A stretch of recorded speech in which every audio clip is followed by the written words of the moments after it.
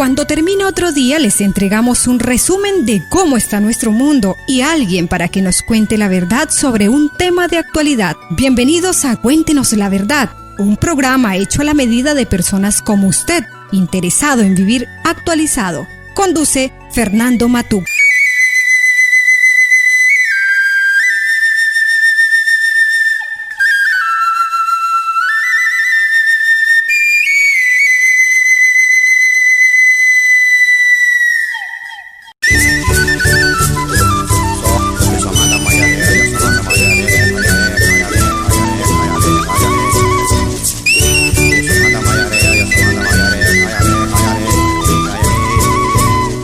Llegó la hora de nuestro invitado. Con ustedes un tema que nos aclarará lo que está pasando y nos afecta. Cuéntenos la verdad.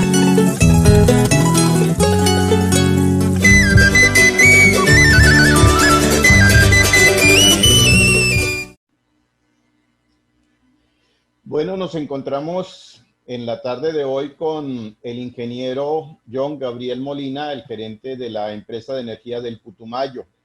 Como todos hemos visto en las redes sociales, han habido algunos comentarios en los últimos días y como nuestra función es informar e informar desde la fuente, lo hemos invitado a que nos acompañe en el día de hoy. Bienvenido, ingeniero Molina. Fernando, muchas gracias por su invitación. Muy buenas tardes. Buenas tardes a todas las personas que nos escuchan a través de estas plataformas virtuales. Muy importantes en esta época, ¿no? Cuando hay tanta restricción en medio de la emergencia sanitaria y que es importante también para establecer o garantizar o minimizar el riesgo de contagios del COVID-19 que desafortunadamente en el Putumayo también se ha llevado a grandes amigos, a grandes personas que hoy enluta al Putumayo y a muchas familias. Toda mi solidaridad con esas personas que han sido afectados por una pandemia que nadie la esperaba. Fernando, ¿quién pensaba a finales del año anterior que nos iba a afectar o que íbamos a perder familiares o amigos por un virus desconocido? Así es. Bueno, ingeniero, como dice el dermatólogo, vamos al grano. ¿Cómo es el estado actual de la empresa? Nosotros hemos visto que usted ha retomado el trabajo en la institución, ya nos habíamos reunido en una entrevista a principios de año antes de que nos afectara la pandemia y en ella nos contaba usted que había retomado la dirección de la empresa con miras a convertirla en lo que debe ser un ejemplo para todo el país. ¿Cómo va ese proyecto y cómo se encuentra la empresa actualmente? Mire, la empresa de energía del Putumayo es una empresa que se rige por el orden privado, creada aproximadamente hace 23 años. Llegué por primera vez a la empresa a mediados del 2013. Nos registramos para esa fecha aproximadamente 18,000 usuarios. Hoy estamos cerca de los 40,000. Después de 5 años, larguitos, 6 años, la empresa ha crecido de manera importante en materia de usuarios, especialmente residenciales, ¿cierto? Teniendo en cuenta que no hay mucha industria.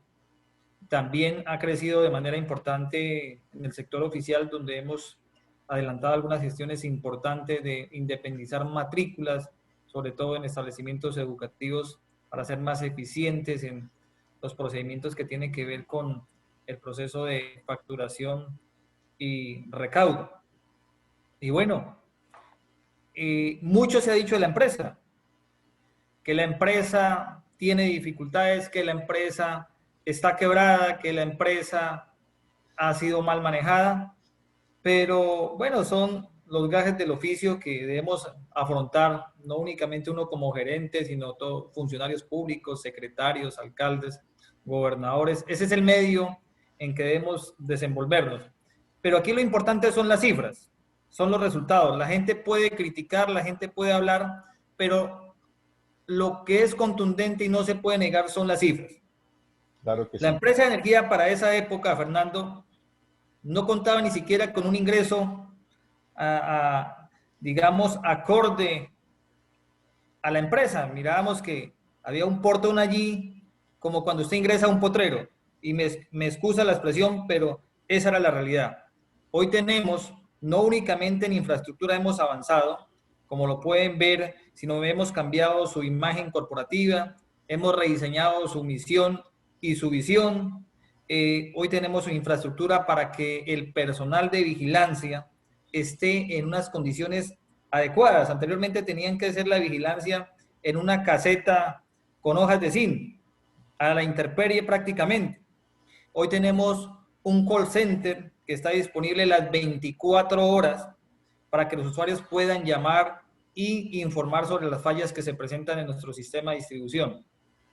Todas estas cosas se han llevado a cabo en estos 5 o 6 años largos, pero importante también el avance en las inversiones que se han hecho como el centro de control, que es poder tener o garantizar sistemas que nos permitan administrar nuestras redes y de esa manera ser más eficiente y oportuno en el momento de reportar o atender quejas y también direccionar el personal para atender las diferentes situaciones que se presentan. En materia financiera, siempre se han generado dividendos importantes para los accionistas, con temas adicionales que en su momento la Junta aprobó, como son algunos beneficios importantes para todos los trabajadores que han sido parte del sindicato. Estos beneficios ascienden a más de 300 millones de pesos anuales que no se tenían en cuenta anteriormente y que hoy deben estar contemplados dentro de los egresos de la compañía y que afectan de alguna u otra manera la utilidad. Pero, sin embargo, hemos hecho gestiones y hemos garantizado la estabilidad y el equilibrio financiero porque nunca se han reportado pérdidas durante los últimos años, a excepción del 2017, cuando se presentó la avenida Fluvio Torrencial. Pero aquí hay un caso particular y sobre todo importante de explicar. Si nos vamos a la contabilidad tradicional, la empresa para ese año no generó pérdidas. Generó aproximadamente unas utilidades de 1.400 millones de pesos. Pero para esa época ya debíamos registrar nuestra contabilidad bajo NIC. Y las NIC contemplan que las pérdidas generadas, que en este caso causadas por esa avenida Fluvio Torrencial, deben contemplarse como un gasto. Estas pérdidas ascendieron aproximadamente a 3.000 millones de pesos, las cuales al cruzar con las utilidades, no se ven registradas las utilidades, pero adicionalmente una pérdida aproximadamente 800 millones de pesos, que es del producto, pues, o el resultado del ejercicio de resultar las utilidades menos las pérdidas generadas. Para esta época, donde afrontamos una situación particular, una situación inesperada, pues la situación se pone aún más compleja que antes de la emergencia sanitaria. Y no podemos tapar el sol con un dedo, pues tenemos dificultades y grandes dificultades desde el punto de vista financiero a causa de las repercusiones que ha tenido o el impacto que ha tenido esta emergencia sanitaria, no en el país ni en el departamento, sino en el mundo. Sí. Ahora, cuando nos referimos a estos temas, no estamos hablando que es la empresa la que hoy sufre, no, es el sector eléctrico. Son las empresas en general, es el comercio, son las familias. Las tasas de desempleo lo dicen. Llegamos a una tasa de desempleo del 30%, una tasa de desempleo en los jóvenes del 40%. Pues imaginémonos un poco entonces cómo está la economía hoy en nuestro departamento después de analizar estas cifras. ¿Cómo repercute esto? ¿Cómo podemos hacer una lectura de lo que hoy está ocurriendo en nuestras familias y en las empresas? ¿Cuántas empresas hoy se han quebrado? Pero no evaluemos únicamente esta situación, sino evaluemos también que en el 2017 muchas personas perdieron su negocio. Muchísimas personas. Muchos comerciantes perdieron su negocio a raíz de la emergencia sanitaria. Perdieron sus viviendas. La avalancha. Nosotros tuvimos que castigar 1.600 usuarios que desaparecieron. Ya no existen aquí en la empresa. La avenida Fluvio Torrencial se llevó esas casas y esos usuarios los perdimos. Y traigo a colación esta cifra para que por lo menos dimensionemos un poco las repercusiones de la avenida fluvio-torrencial. ¿Cuántas familias perdieron su trabajo? No únicamente el negocio, porque si desaparece un negocio, desaparecen los empleos. Y a eso le sumamos ahora, después de 2 años, 2, 3 años, le sumamos los efectos de esta emergencia sanitaria inesperada. Pues estamos afectados. ¿Y cómo nos hemos afectado? Pues miren, la gente hoy no tiene la capacidad de pago que tenía anteriormente. Si la gente tiene una capacidad de pago en el 2017, esa misma capacidad de pago no la tenía, o sea, fue afectada después del 2017. Y aún más después de esa emergencia sanitaria para el año 2020. Entonces, mire, empecemos a mirar cómo empieza a repercutir esto y posteriormente, en el caso particular de la empresa Energía del Putumayo, pues no hay la misma capacidad de pago sobre el servicio que presta la empresa y esto repercute en el incremento de la cartera.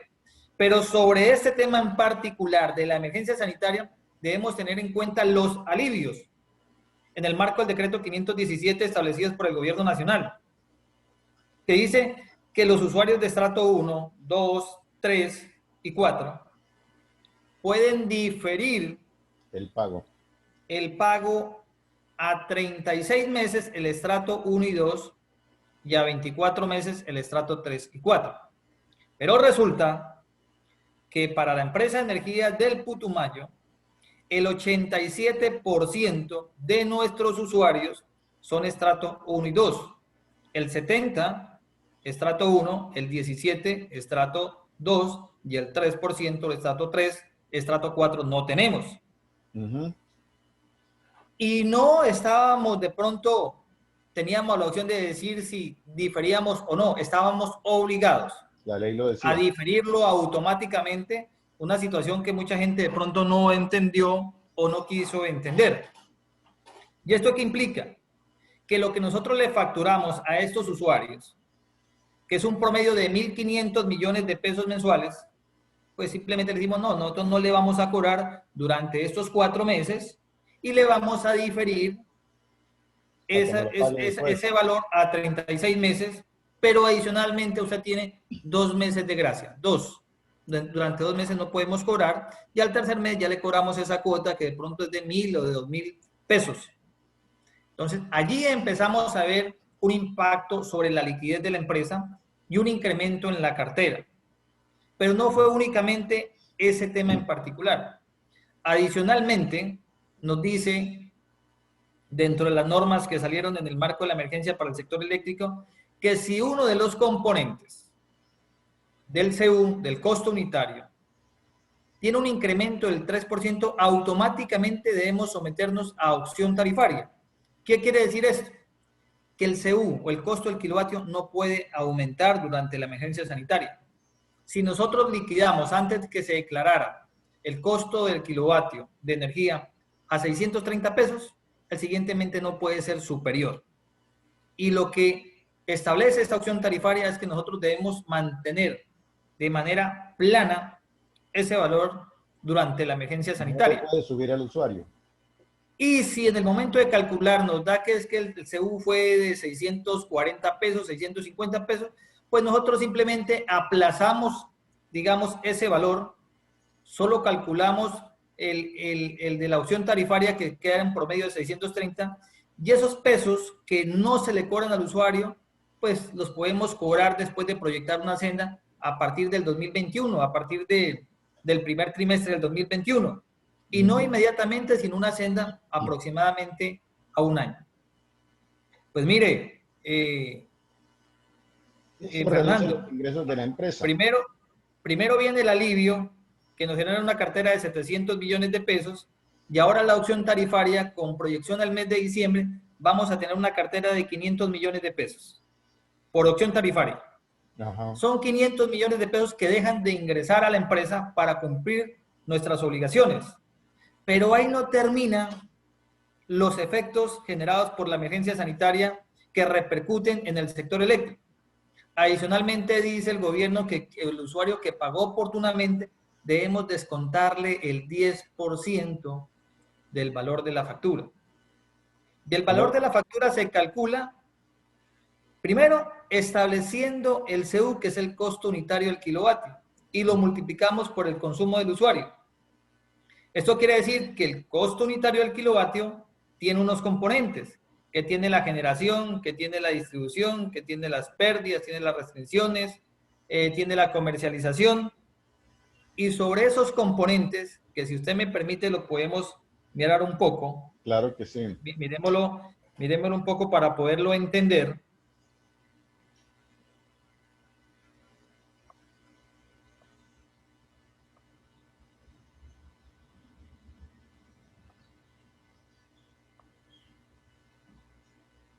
Bueno, no tengo pantalla, parece. No tenemos la pantalla. Pero está autorizado para, ahí está autorizado para compartirla.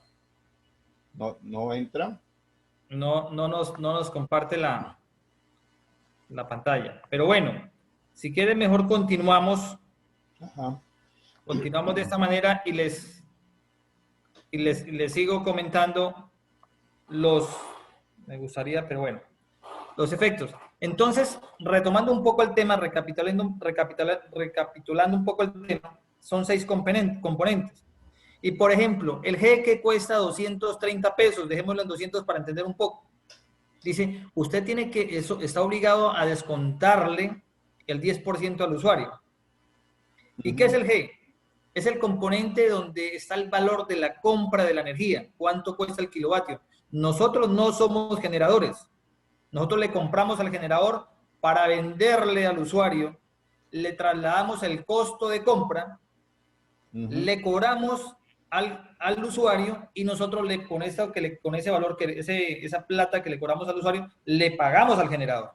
Ajá. Y cuando nos dicen que descontemos el 10%, pues mire las implicaciones financieras que tiene para las empresas del sector eléctrico. Ese 10% de la empresa. Le descontamos al usuario el 10%, que si el G está en 200 pesos, son 20 pesos, y esos 20 pesos nosotros tenemos que pagárselos al generador. Yo no le puedo decir al generador, no, es que yo se los desconté y no se los cobré al usuario. No, vale pago completo. Y estamos perdiendo, ¿cierto? Asumiendo esa pérdida finalmente. Y sobre los componentes nuestros, que son el de comercialización, el de pérdidas, el de distribución, esos 3 componentes, pues también estamos dejando de percibir ese 10%. En conclusión, más cerca de 240 pesos, de 38 pesos por kilovatio perdió la empresa en este proceso de 4 o 5 meses de la emergencia sanitaria a esos usuarios que aplicaron o pagaron oportunamente. Esto sumó, de acuerdo al informe que le entregamos a la Junta Directiva, como 180 millones de pesos. Eso empieza también a perjudicar enormemente las finanzas de la empresa. Y otros temas que muchas veces no los percibe la gente. El incremento de los costos en AOM, ¿cierto? Que AOM es la administración, el mantenimiento y la operación. ¿Y a qué se deben esos costos? Pues ahora los trabajadores no podían salir a campo a ejercer sus actividades normales si no tenían los elementos de bioseguridad. Claro. Estos costos adicionales, ninguna empresa los tiene contemplados.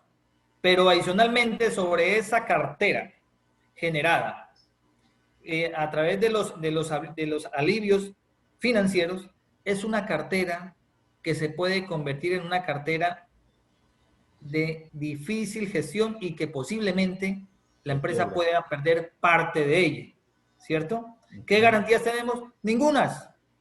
Pero ese es el costo que hoy asumen las empresas de energía, no aquí en el Putumayo, sino en todo el país.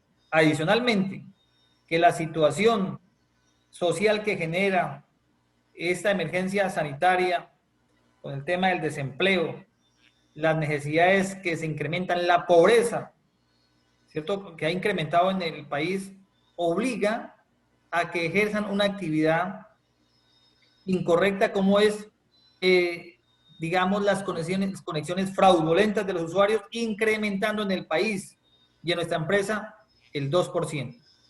¿Cuánto representa un punto de pérdida en la empresa en el año? Son 300 millones de pesos, Fernando, que representa un punto de pérdidas promedio en la empresa de energía del Putumayo.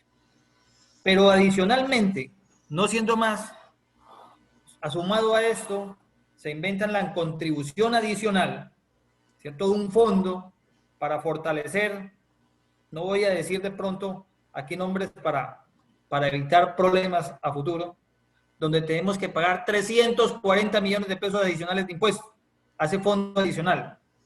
Nosotros somos una empresa pequeña, pero en las reuniones con Asocodis, donde soy parte como miembro de junta directiva, las empresas grandes hablan de 23 mil millones de pesos. Póngame esa cifra, póngale cuidado a esa cifra y empezamos a mirar cuál es la repercusión en el sector eléctrico de esa situación. Sin embargo, el sector eléctrico se ha mantenido en medio de tantas dificultades, garantizando el servicio que, como usted lo acabó de anunciar, ¿no? Hay dificultades, sí, se presentan dificultades, pero realmente el escenario en el cual hoy tenemos que desenvolvernos es adverso, es difícil, es complejo desde el punto de vista que usted lo mire, lo observe. Hay un tema sobre el cual no, pues lo hemos pasado así tangencialmente, y es el estado de la actual estación, la estación Junín, que es la que nos garantiza la energía a todo el Putumayo y parte de la Bota Caucana.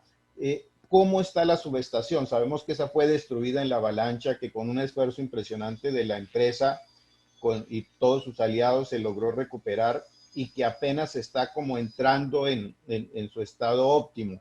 ¿Cómo está la subestación Junín? Mira, el tema de la subestación Junín es un tema a veces no creo que sea difícil de entender, ¿no? Pero tal vez el trámite y el tiempo que ha transcurrido desde la emergencia sanitaria de la avenida Fluvio Torrencial hasta la fecha, pues ha hecho de que los comentarios malintencionados generen cierta estigmatización a las acciones que se han desarrollado, que creo que han sido importantes. Empecemos en primer lugar por lo que ocurrió, Fernando. Lo que ocurrió el 31 de marzo del 2017, cuando culminamos una de las asambleas con los mejores resultados que entregábamos a sus accionistas. A las 12 de la noche nos sorprendió una situación inesperada. A las 2 de la mañana yo estuve en la subestación con 5 o 6 compañeros de trabajo observando como gerente, cumpliendo con mis obligaciones y mi deber. ¿Qué había pasado con el fluido eléctrico? Para poder llegar allá, que llegamos con 2 linternas, pasando por unas piedras inmensas, y cuando llegamos al punto, y sobre todo buscando a nuestro personal, porque no podíamos tener contacto con nuestro personal, teníamos cerca de 6 personas allí, operarios, vigilantes, 8 policías que nos prestaban la seguridad allí. Yo dije, nos podemos demorar 1 año o más tiempo en poder restablecer el servicio, porque no había forma de pensar otra cosa diferente al ver destruido totalmente, digamos, el 90% de esa subestación, tapada en lodo y tierra. Pero mire que pensar en la gente, mirar a tanta gente en medio del lamento, de la zozobra, observar, Fernando, a personas que les cobraban 12,000 pesos por cargar un teléfono para poderse comunicar con sus familias, fueron los motivos que me llevaron a trabajar y liderar incansablemente para buscar una solución. Y en 11 días, el departamento tuvo el servicio de energía eléctrica. No lo hicimos desde aquí como tal, solo tuvimos el apoyo del gobierno nacional, tuvimos el apoyo de las petroleras, pero lo que siempre hemos criticado es que nunca le invirtieron un centavo a las inversiones que se sostuvieron. Los apoyos se concentraron en la solución de la subestación, pero nosotros perdimos 34 kilómetros de red, Fernando. ¿De qué nos servía tener la subestación funcionando si no teníamos cómo distribuir o llegarle al usuario final? Esa tarea se hizo. nos tuvimos que endeudar, tuvimos que acudir a los proveedores para comprar la posteadura, cable, herramientas, todo lo que se requería para poder actuar. Decían los expertos que llegaron de las grandes empresas, me dijeron, gerente, lo difícil no es lo que estamos haciendo nosotros, lo difícil es lo que están haciendo ustedes. Porque después de que tengan los equipos aquí, yo me demoro 6 horas en conectarlos y en configurarlos. Ajá. Y a la empresa le tocó hacer todas las adecuaciones y ahí sostuvimos esa subestación móvil. Posteriormente, a finales del 2018, pusimos en funcionamiento de manera provisional la subestación Junín, conectada a 115 kilovoltios, en una configuración en T con Altamira, con todos los problemas que se han presentado, todas las dificultades, pero ni siquiera de pronto retroceder y recordar esos indicadores cuando apenas pusimos la subestación móvil. Eso, cada hora teníamos un problema porque pasamos de tener 4 circuitos a tener solo 2 circuitos de distribución mixtos, o sea, urbanos y rurales, donde cualquier situación nos afectaba el servicio. Sin embargo, estas cosas siempre nos motivan a buscar soluciones y posteriormente este año culminamos con una etapa importantísima que era conectar la subestación Junín de manera provisional, no a 115, sino a 230. Esto nos ayuda a recuperar la confiabilidad del sistema y hemos mejorado de manera importante lo que tiene que ver el servicio o la conexión Altamira, municipio de Mocoa, ¿cierto? Teníamos hasta 20 salidas en el año cuando nosotros no teníamos ningún reporte de salidas sin programar sobre estas líneas, ¿cierto? Y ahora, en este momento avanzamos en la construcción de la nueva subestación, una subestación con tecnología GIS, que es una tecnología aislada en gas, una tecnología donde los mantenimientos se estiman que serán en los primeros 20 años, imagínense, donde la confiabilidad es más del 99% de esta subestación. Es una tecnología, es la última tecnología y fue planteada por la empresa Energía del Putumayo en las diferentes reuniones que se llevaron a cabo bajo el liderazgo del Ministerio de Minas y Energía, que posteriormente también Grupo de Energía de Bogotá la evaluó porque inicialmente decían que era muy costosa, pero la evaluó y dijo sí, efectivamente, esa debe ser la opción. Y aquí vamos, con algunos retrasos importantes por las dificultades que se han presentado con la adquisición del predio para el año 2019, pero que lo logramos superar en este año y hoy, en este momento, Fernando, podemos decirle al departamento del Putumayo que el proceso ya está en ejecución, que el proyecto está en ejecución, con dificultades que se han presentado, pero siempre buscándole la salida y las soluciones a estos problemas, y avanza el proceso. Hoy tenemos el reconocimiento del ministerio que hemos recuperado tiempo, que hemos avanzado, que hay temas importantes que se han logrado en el marco de este proyecto y que esperamos para el primer trimestre del año 2022 poner en operación esta subestación al servicio de los putumayenses. O sea, nos faltaría todavía un año de trabajo.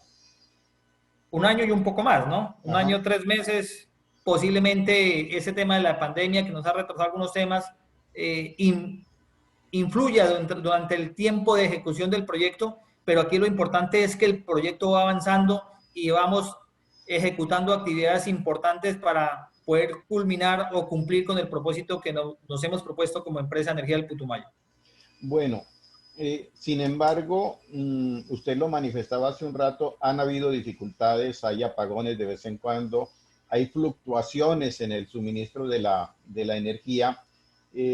Esto ha afectado a los usuarios. ¿Qué estamos haciendo? ¿Qué está haciendo la empresa para mejorar esa prestación del servicio? Ya veo su Usted pantalla. me mira allí. Bueno, miremos un poco el tema de la subestación que me parece importante revisarla, ¿no? Ajá. Mira, aquí está la subestación. Podemos observar la subestación de Grupo de Energía de Bogotá, que es donde nos da el punto de conexión. Y aquí en este predio, ¿cierto?, está establecido la nueva subestación Renacer, lo que hace referencia a la parte de distribución, ¿cierto? La vía, esta es la avenida, la vía San Francisco Mocoa San Francisco, ¿cierto? Ajá. Estamos hablando que acá es el oriente, el sur, el norte, el occidente, la parte de San Antonio hacia acá. Así vamos, avanzando con el proyecto.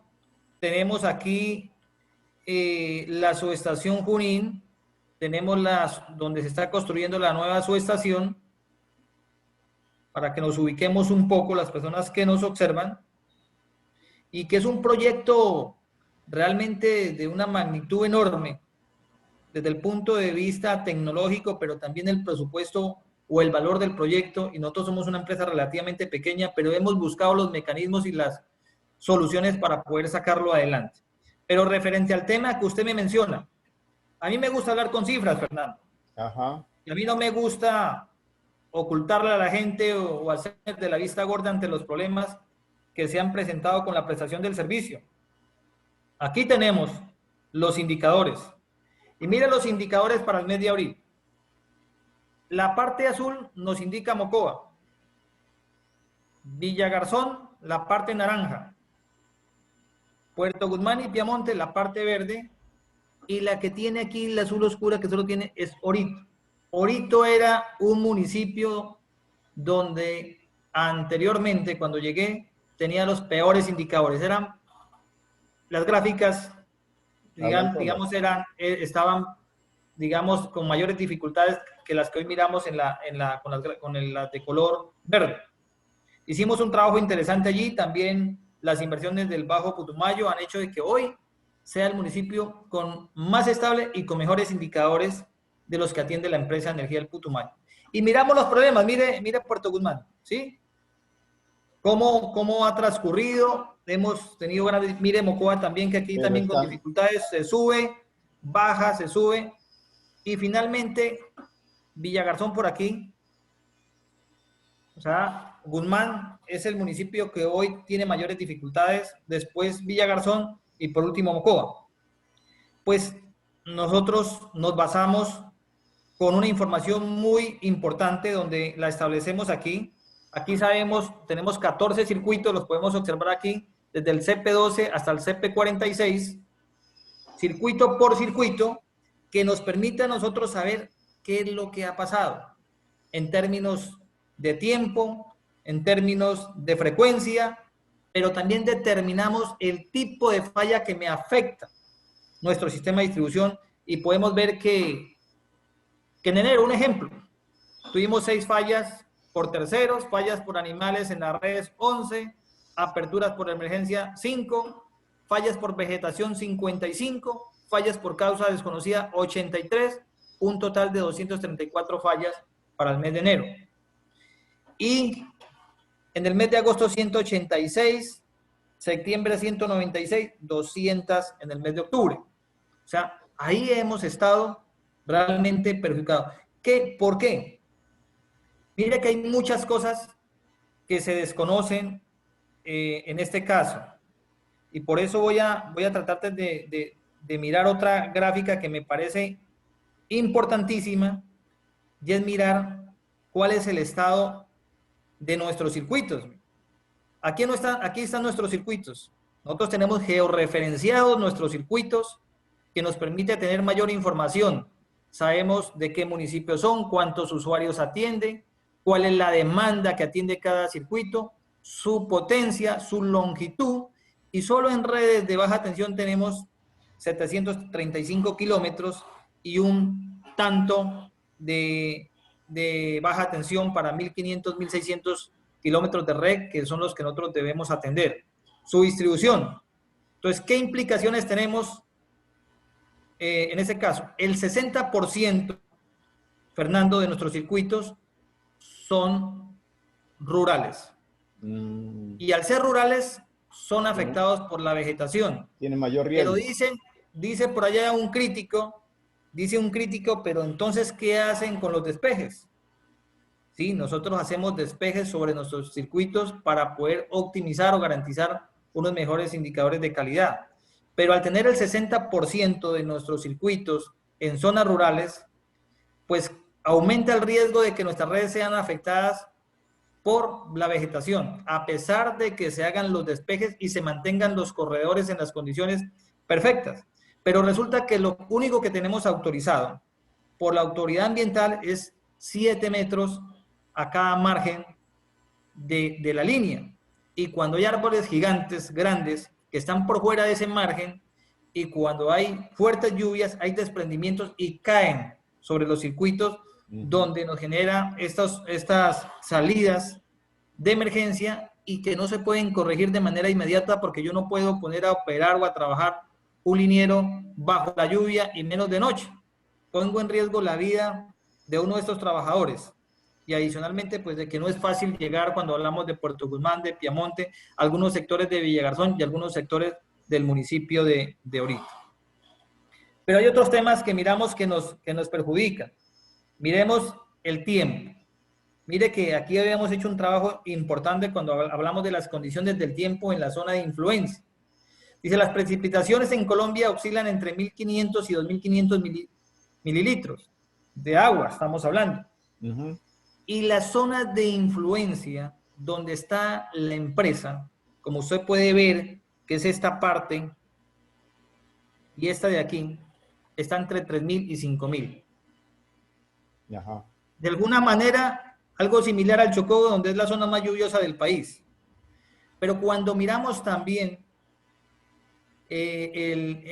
otras condiciones del tiempo, como es la humedad, estamos hablando que nuestra zona de influencia, la humedad relativa, está entre 85 hasta el 90%. ¿Qué le quiere decir a usted ese indicador, Fernando? No sé cómo lo tome, pero le quiero explicar un poco. Esto afecta directamente la vida útil de la infraestructura eléctrica. Se oxida más. Pero adicionalmente, cuando estamos hablando de fuertes lluvias y de constantes lluvias, estamos también asimilando, siendo afectados de que la vegetación crece muy rápido. Claro. Bueno. Eso, sí. De pronto hay otras cosas que podríamos observar si usted lo considera, pero que, referente a esa pregunta, ¿qué más están haciendo? Seguimos avanzando en inversiones importantes en el marco de la resolución 015, donde nos obliga a establecer planes de inversión anuales durante 4 años, con esas inversiones que vayan encaminadas a mejorar los indicadores de calidad. Esto requiere tecnología, tema de comunicaciones. Hoy tenemos un call center o un centro de control con un SCADA conectado a nuestras subestaciones, ese SCADA conectado al SCADA de Exen. Hoy avanzamos en la instalación de unos equipos llamados reconectadores que nos va a permitir seccionar las líneas y tener información importantísima en nuestro centro de control para la toma de decisiones. Todas estas cosas se vienen haciendo con grandes esfuerzos, a pesar de las afectaciones generadas por la emergencia sanitaria desde el punto de vista financiero, pues seguimos avanzando. La otra vez le decía a los trabajadores que estaba muy difícil el tema de pagarle oportunamente la nómina, y ahí mismo me preguntaron, ¿y entonces por qué llegan materiales a la empresa? Sencillo, la regulación no da espera. Hemos enviado un mensaje a través de Asocois que estos planes de inversión de alguna u otra manera se puedan aplazar por las afectaciones que hemos tenido, pero eso no fue posible. O sea, le hacemos, o posteriormente vendrán también las repercusiones desde el punto de vista regulatorio que pueden afectar, de acuerdo a las fórmulas establecidas en la regulación, para el caso de la empresa, en 500, 600 millones de pesos para el próximo año, al incumplimiento de este plan de acción en el marco de la resolución 015. Entonces, ¿qué hacemos? ¿Qué hacemos, Fernando, ante una situación de esta?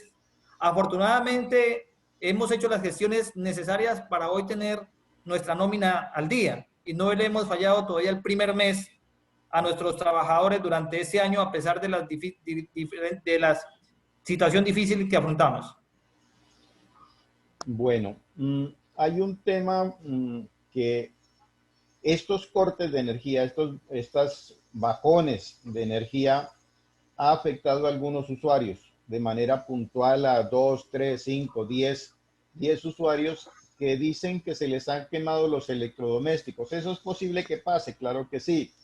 pero la empresa tiene unos protocolos para determinar si fue por causa de ustedes, en qué tiempo se hizo y qué mecanismo hay para reponerlo si fuera el caso. ¿Le podemos contar a la comunidad qué se está haciendo y cuáles son esos protocolos? Sí, Fernando, y a las personas que nos escuchan. Lo hemos anunciado en muchas ocasiones y ha sido una pregunta muy constante durante este año. Y sobre todo también el inconformismo de muchos usuarios, que los cortes de energía afectan, ¿cierto?, sus electrodomésticos o sus equipos que están conectados en ese momento cuando se presenta la desconexión. Lo primero que hace la empresa es recibir la solicitud o la PQR del usuario para verificar que efectivamente la información que él reporta coincide con la bitácora o con la información de la empresa. Esa información es remitida al área de distribución para que un ingeniero o un técnico que haga la visita y pueda determinar si efectivamente el daño fue causado por la desconexión o por la falla que se presentó en determinado circuito. El paso siguiente es determinar que el usuario cumpla con el RTE, que es el Reglamento Técnico Eléctrico de Instalaciones Eléctricas. Si no cumple, la empresa salva su responsabilidad. Y este Reglamento Técnico de Instalaciones Eléctricas lo debe cumplir todo usuario. Y no es más que de manera simple decir que sus instalaciones cumplen, ¿cierto?, con los diseños, con los elementos que estén certificados, que sean de calidad, que haya un polo a tierra, que los tomascorrientes tengan el polo a tierra, que no haya una sobrecarga, que de acuerdo a la carga tengan los cables adecuados para que no vaya a pasar este tipo de situaciones. Y si todo esto se verifica y cumple, la empresa tiene la obligación de resarcir los daños, ya sea reparando el electrodoméstico o el equipo, y si no tiene arreglo, de pagarlo. Y en muchas ocasiones, cuando digamos que la verificación se hace y efectivamente se establece que la empresa tiene responsabilidad, pues la empresa paga, como se ha hecho en muchas ocasiones, ¿cierto? Lo que pasa aquí, Fernando, también es que a veces hay muchísimas cosas que nos afectan. No únicamente es responsabilidad de la empresa algunos temas que aceptamos que hay una parte importante de responsabilidad de las empresas, pero aquí carecemos de planificación. Aquí realmente no se ha orientado el crecimiento del municipio ni del departamento de la siguiente manera, de manera organizada, es decir, hacia dónde crece el sector residencial, hacia dónde crece el sector industrial, hacia dónde crece el sector comercial, para que esa información sea suministrada a las empresas de servicios públicos y de esa misma manera los proyectos sean encaminados para atender dicha población o dicho o tipo de usuarios. No es lo mismo atender un usuario industrial que atender un usuario residencial. Y aquí encontramos talleres, soldadores en los barrios residenciales, se conectan fraudulentemente, no todos, ¿cierto? O si están legalmente, pues en el momento que encienden sus máquinas, perjudican la estabilidad del servicio a los demás usuarios. ¿Y quién es el responsable? La empresa de energía. Mire, a mí me pasó un caso particular donde me dice un usuario que se le quemaron los computadores y se le quemaron los aires acondicionados. Pero antes de eso me dijo que por favor requería que le pusiera un transformador de mayor potencia porque tenía dificultades al interior de su establecimiento, su vivienda. Que procedimos, dije, no, al usuario hay que apoyarlo como siempre lo hemos hecho, cambiamos el transformador de mayor capacidad y resulta que casi se les quema el edificio. Porque se pusieron ellos a conectar más carga sin tener en cuenta que debían cambiar los cables conductores, se recalentaron, la conexión se interna. generó un incendio que afortunadamente lo pagaron oportunamente, pero antes de que ocurrieran esas cosas, el responsable era la empresa. Y yo le pregunto, Fernando, ¿cuántas cosas de estas ocurren y es culpable la empresa, y que también repercuten en el servicio de otros usuarios que están conectados al mismo circuito o al mismo transformador.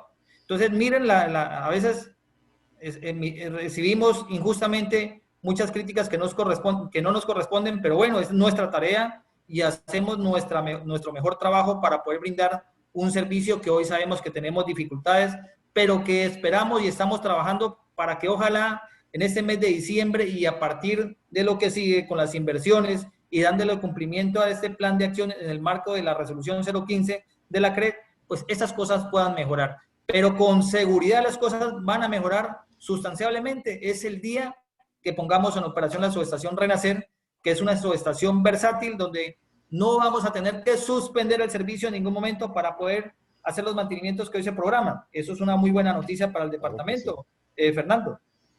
Bueno, nos quedan unos minutos y yo sé que a pesar de las dificultades, a pesar de la estrechez económica que ha tenido la empresa por tema de COVID y demás, ustedes siguen pensando en la comunidad. Sé que están a punto de finiquitar un convenio con la alcaldía municipal para el tema de un parque y que ustedes están pensando seriamente en el tema del alumbrado para Navidad. ¿Cómo van estos dos proyectos? Sí, queremos hacer un esfuerzo grande, Fernando, en esas cosas. Creo que esta empresa, la empresa Energía del Putumayo, si tiene algo, es ese componente social, ese compromiso social con las comunidades, especialmente con los deportistas, con los que hacen cultura, con los buenos estudiantes. Aquí se le entrega a los mejores estudiantes un premio finalizando el año. Aquí se ha apoyado estudiantes, con buen desempeño para que puedan ir a estudiar a otro lugar del país. Aquí hemos apoyado inversiones importantes en materia de electrificación y seguimos en esa labor bonita que creo que todas las empresas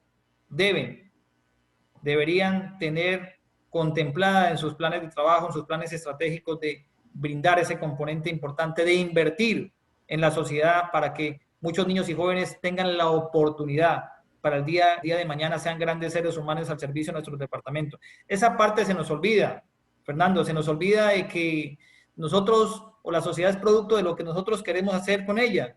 O sea, la infancia y la niñez, el día de mañana, si tienen malos comportamientos, no son culpa de ellas.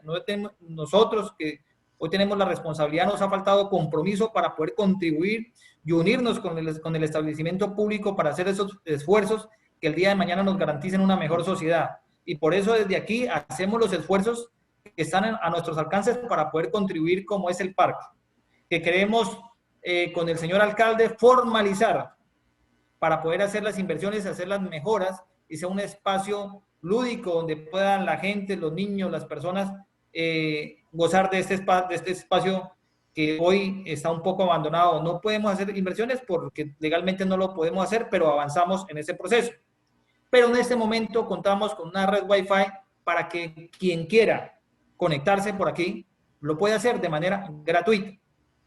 Y también estamos pensando fuertemente, ya hemos avanzado, estamos evaluando para poder aportar así sea con un alumbrado navideño, no de pronto como quisiéramos, pero algo que nos alegre la vida, que nos dé esperanza en medio de tantas dificultades.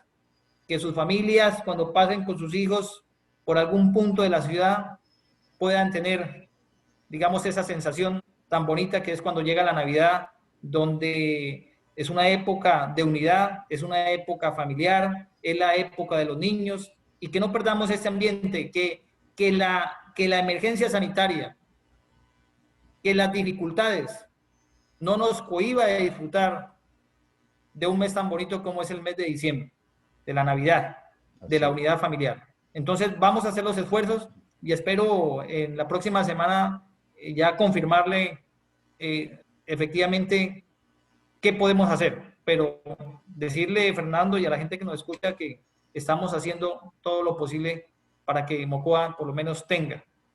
No como uno quisiera, Fernando, porque las dificultades realmente no son pequeñas, digámoslo así, pero con algo salimos. Alguna cosa, alguna sorpresa le vamos a tener a este municipio, a esta capital, que ha sido afectada en 2 oportunidades en muy corto tiempo, ¿cierto? La avenida Fluvio Torrencial y posteriormente esta emergencia sanitaria, como lo dije al principio, que le ha quitado la vida a tantas personas que no estaban en sus planes, ¿no? Tal vez despedirse tan temprano. Así es. Bueno, ingeniero, hemos llegado al final de esta entrevista. Inmensamente agradecido con usted por habernos acompañado en el día de hoy. No, gracias a usted, Fernando, y muy atentos para poder informar a través de los medios, de estos programas tan importantes a la opinión pública, sus dudas, sus inquietudes, pero también los avances y las gestiones que hemos podido realizar como gerente de la empresa de energía del Putumayo. Muchas gracias. Bueno, y a todos ustedes los esperamos mañana con otro programa de interés.